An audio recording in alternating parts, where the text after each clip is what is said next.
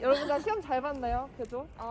그래도 만족스러운. 왜냐면 수업 시간에 배웠던 게 피어싱을 완전 똑같이 나왔잖아. 피어싱을 그래가지고 그냥 칸트 썼어요. 그니까 칸트 썼지. 안녕하세요. 연세대 학생부종합전형 국제형을 준비하는 친구들. 이제 수능도 얼마 남지 않았는데요. 그만큼 면접도 얼마 남지 않았습니다. 올해는 처음으로 하스와 유디가 따로따로 문제를 보는 만큼 그 이전의 문제 출제 경향과는 조금 다르게 출제가 될 수밖에 없는데요. 올해 선생님이 말씀드리고 싶은 것은 올해 하스 전형에는 반드시 도표 해석 문제, 그래프 해석 문제가 나올 것 같다는 말씀을 드리고 싶습니다. 입학처에 전화를 해봤었는데요. 올해 국제형 하스 전형의 문제는 작년에 활동 우수형 전형과 비슷하게 문제가 나올 것이다 라고 답변을 받았었는데요. 작년에 활동 우수형 문제를 보시면은 이 문제가 나왔어요. Animal Liberation에 대해서 설명을 하고요. 그리고 도표 문제가 나왔고요. 문제는 제시문 가와 제시문 나를 바탕으로 제시문 다의 내용을 비판적으로 해석하시오 문제가 나왔고요. 그리고 도표를 해석하고 이에 의거해서 A 국가에 발생할 수 있는 사회 문제를 추론하시오 라는 문제가 나왔습니다. 그리고 작년에 선생님 반에서 활동 우수형 국제형으로 지원을 한 친구들이 굉장히 많았어요.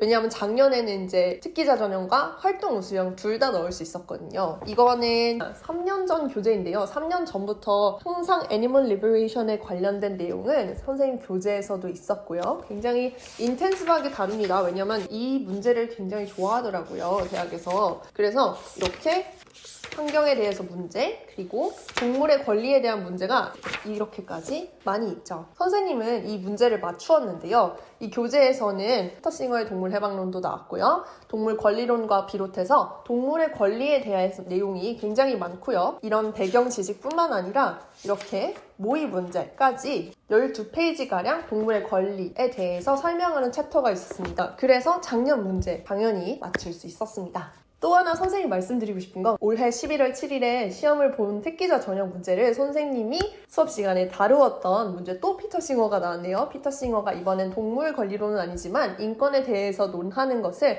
칸트의 관점과 피터싱어의 관점을 비교 분석하는 문제가 나왔었습니다. 이 문제는 선생님이 정규 수업 시간에 그리고 파이널 바로 시험 바로 직전에 다뤘던 문제예요. 수업 시간에 다뤘던 문제가 나와서 학생들이 도움을 많이 받았다는 말을 들었습니다. 안녕. 여러분 다 시험 잘 봤나요? 그래도? 그래도 만족스러운. 왜냐면 수업 시간에 배웠던 게 피어싱을 완전 똑같이 나왔잖아. 피어싱을 그래가지고 그냥 칸트 썼어요. 그니까 칸트 썼지. 그래서 굉장히 뿌듯했습니다.